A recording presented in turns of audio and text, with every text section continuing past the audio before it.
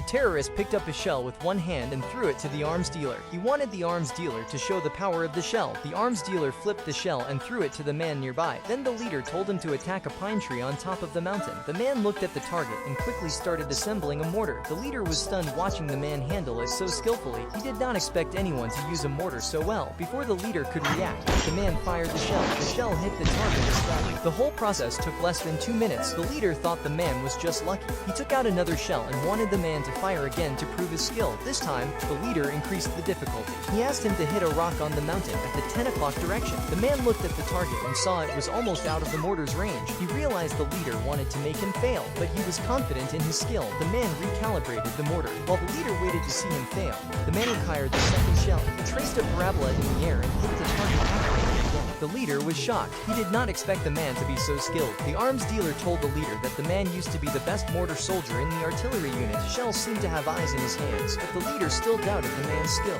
He decided to give him a harder challenge. The leader walked alone up the mountain and stood on a rock. He told the man to fire a shell into a circle behind him. He promised that if the man succeeded, all the weapons in his hands could be sold to him. The man agreed without hesitation. The commission from such a huge deal would be great. However, the challenge scared the leader's men. At such a close distance, shell fragments could be deadly. The men immediately drew their guns to stop the man. The man ignored the threat and continued adjusting the mortar. Before anyone could react, he fired the shell. It landed in the area where the leader stood. A huge smoke rose into the sky, but when the smoke cleared, the leader was unharmed. The man had used the smoke shell to avoid hurting the leader. The ambitious leader ran down the mountain quickly. He took out a bag of US dollars and gave it to the arms dealer, asking him to give the man to him. When the arms dealer refused, the leader added another bag of money. The arms dealer still did not move. The leader became furious. He threatened the arms dealer that if he did not hand over the man, he would get nothing. The men beside him raised their guns at the arms dealer. Seeing the leader was serious, the arms dealer had no choice. He took the money and left, handing the man a